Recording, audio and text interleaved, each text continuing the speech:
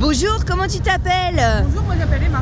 Du coup, tu viens au salon, toi? Alors, je suis venue au salon hier avec mon conjoint, j'ai rencontré Léa sur le salon et du coup, je suis revenue rien que pour la voir. Oh! Oh là, oh, je suis trop émue. J'ai envie de pleurer quand c'est comme ça, c'est trop bien. Vous êtes libertin déjà? Nous, on est libertin avec mon conjoint depuis un peu plus de 5 ans maintenant. C'est quoi votre pratique préférée? Alors, nous, on est assez exhibes, Oui. tous les deux, adeptes de triolisme, de s'amuser avec d'autres couples, mais pas de gangbang ou avec trop de monde. On reste quand même quelque chose d'assez intime à 3 à 4. Et après, on pratique le BDSM dans notre vie libertine et dans notre vie. Avec toute cette expérience-là, qu'est-ce que t'attendais d'un salon de l'érotisme comme celui-là? On attendait de voir des shows, et on n'a pas été déçus pour le coup. On a vu autant des shows sur scène avec des stripteaseurs, des vrais performeurs, plus que du striptease et de la danse classique. Il y a eu de la vraie performance, des cracheurs de feu, pole dance, etc. Et donc il y avait vraiment de la vraie performance. Ouais. Il y a eu aussi toutes sortes de toys, c'était cool de voir les dernières tendances. On a été surpris de voir qu'il y avait autant de piercings et de tatouages, donc franchement on a adoré.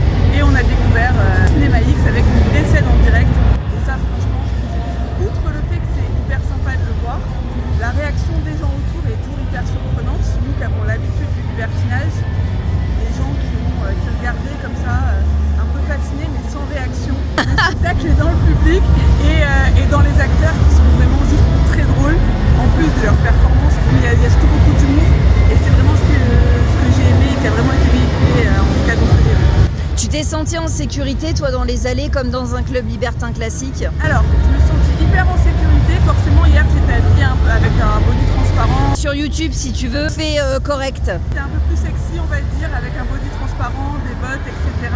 Je me sentais en sécurité, un peu regardée, mais ça fait tout, ça fait partie. C'est aussi ce qui est excitant. J'ai eu une petite mésaventure avec quelqu'un qui m'a posé la main sur la hanche sans mon consentement, sans me demander, sans même me parler. Je me suis éloignée. Ça représentait bien le milieu libertin aussi, parce que ça peut faire partie des mésaventures qu'on a. Mais généralement, dans les milieux libertins, c'est quand même beaucoup plus cadré. Salon de l'érotisme, il y a des gens qui apprennent. Il faut leur apprendre. C'est ça. Mais après, il y a aussi des gens qui sont venus là pour mater, on va pas se mentir. Mais toi, ça t'empêche pas de porter ce que tu veux. Moi, j'estime que c'est pas à moi de m'adapter aux gens qui comprennent pas. J'ai aussi la chance de me dire que c'est un milieu sécure, qu'à l'intérieur, j'ai pas eu forcément de mauvais regards. Au contraire, je trouve que ça a justement permis un contact plus rapproché avec les performeurs ou les différentes personnes du salon. D'avoir une discussion peut-être plus ouverte. Oui, c'est sûr. C'était cool. C'est sûr. Quoi, ça se termine comme ça? Non, t'inquiète, on a parlé de plein d'autres choses avec Emma. Tu auras bientôt la suite où elle va nous confier sa vie BDSM et libertine. À bientôt!